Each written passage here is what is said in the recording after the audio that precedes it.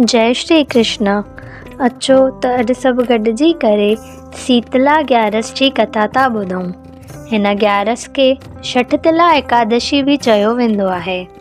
हीअ पापनि जे नास करण वारी ग्यारस जो विर्तु सभिनी विर्तनि में उत्तम धन दौलत विद्या ऐं जस जे ॾियण वारो आहे। पोह महीने जे कृष्ण पक्ष जे 23-24 तारीख़ हीअ ग्यारस थींदी आहे, जंहिंजी कथा हिन तरह आहे। पुरातन काल में मृत्युलोक में हिकिड़ी ब्राह्मणी थी गुज़री आहे, जा तमामु घणी भॻत्याणी हूंदी हुई। सभिनी देवताउनि जी पूॼा कंदी हुई।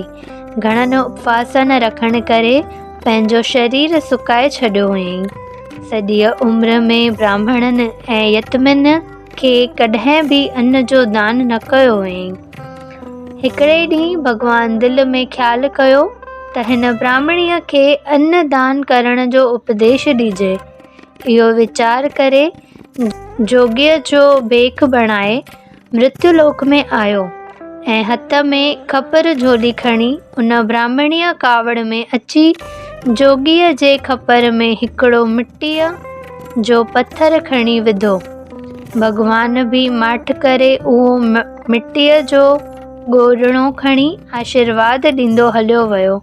कुझु ॾींहंनि खां पोइ जॾहिं उन ब्राह्मणी शरीर त्यागो, तॾहिं विर्तनि नेमनि ऐं ॿियनि पुण्यनि जे प्रताप करे हूअ वैकुंठ में हली वई। हुन मिटीअ जो ॻोढ़ो दान कयो हो, तंहिं करे उनखे हिकिड़ो मिटीअ जो ठहियल सुंदर महलात रहण लाइ मिलियो।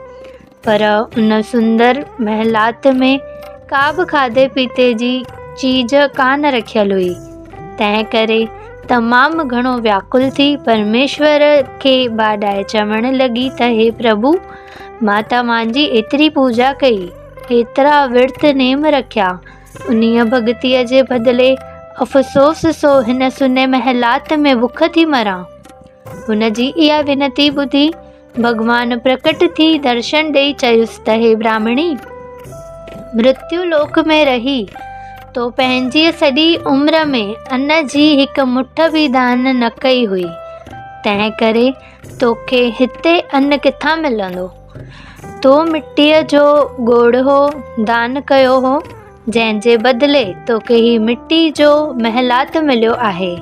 हाणे तूं ही शीतला ग्यारस जो विर्तु विधीअ पूर्वक सचे निश्चय सां रख त पोइ तुंहिंजे सभई दुख दूर थी वेंदा। भॻवान जी आज्ञा अनुसार ब्राह्मणीअ विधीअ मूजिबि सची भावना सां शीतला ग्यारस जो विर्तु रखियो ऐं पंहिंजे शक्तिअ अनुसार अन्न वस्त्र सोनो चांदी ऐं घणेई भूषण दान कयईं, जंहिं करे वरी स्वर्ग लोक में हर कंहिं प्रकार जा मज़ा मारण लॻी।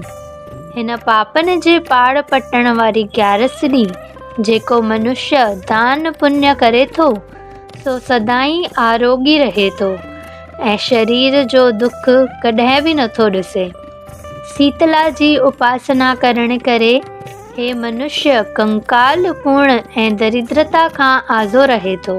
हिन ग्यारस ॾींहुं तीरनि दान करण जो वॾो महत्तम आहे। उहो मनुष्य सभिनी पापनि खां छुटी परम गति पाए थो।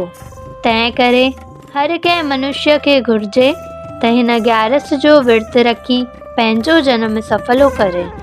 जय श्री कृष्ण।